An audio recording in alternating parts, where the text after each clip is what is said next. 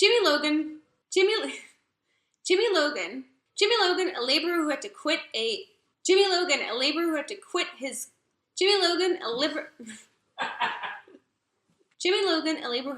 promising football career because of an injury which left him with a limp, loses his construction job at the Charlotte Motor Speedway. Ah!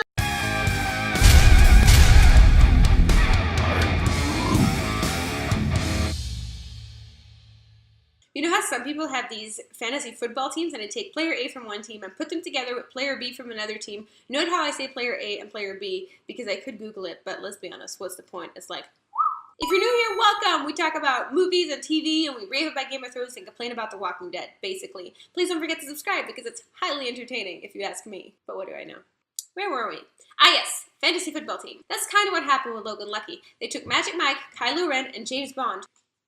I did air quotations because we all know the only real James Bond is Sean Connery. And it was excellent. So Steven Soderbergh came out of hibernation. I'm kind of happy he did. It certainly was a step up from Ocean's 11 and 12 and 13. I'm just so happy that amongst the piles and piles of absolute crap that filled our cinemas this year, there was at least 3 films that ranked pretty high on the quality scale. And 2 of them had Logan in the title because one of the other 3 was Logan. And the third one was Get Out.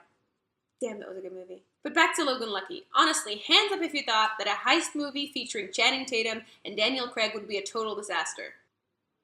Hey, I'm just being honest. It's part of my charm. So let's have a look at the plot. Jimmy Logan, a laborer who had to quit a promising football career because of an injury which left him with a limp, loses his construction job at the Charlotte Motor Speedway due to liability issues.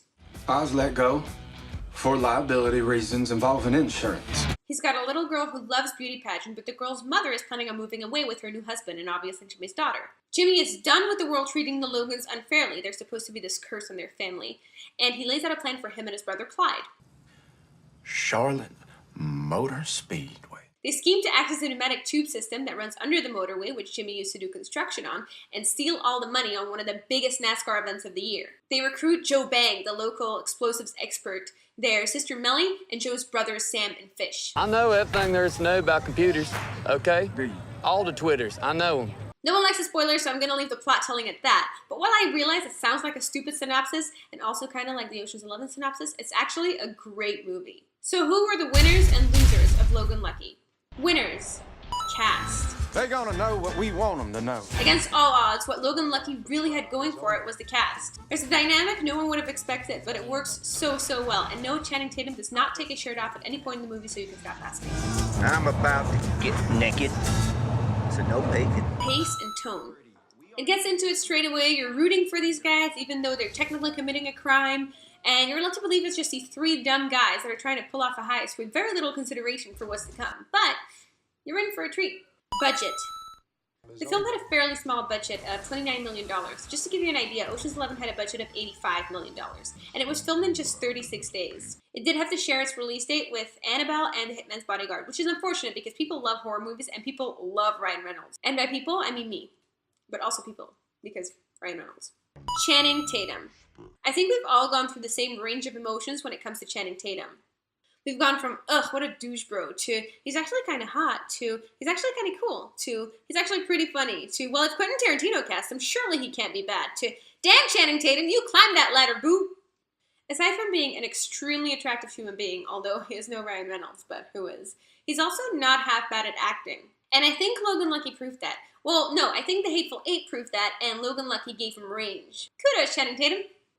Daniel Craig. Name one person who has ever said, man, you know who my favorite actor is? Daniel Craig. Or, oh, okay, let's play this game. Name one character Daniel Craig has played that's not James Bond. But in this, oh man, I would even go as far as to say he was a highlight of this movie. His appearance, his body language, his actual language, meaning his southern accent, I really hope he gets recognized for this come award season. That Game of Thrones reference. Just, you'll see. Losers. Seth MacFarlane. The worst part of this movie, and I never thought I would say this, is Seth MacFarlane. I don't know why he was in it.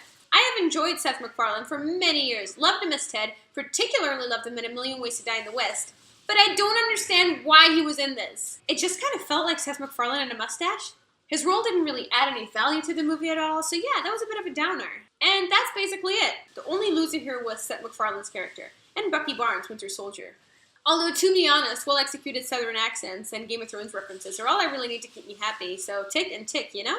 But really, go watch it. Thanks for watching, guys. I really hope you enjoyed this video. If you did, please don't forget to give me a thumbs up, and hey, leave me a comment. Tell me what you thought of Logan Lucky. And also, don't forget to subscribe for more awesome geek stuff. Bye!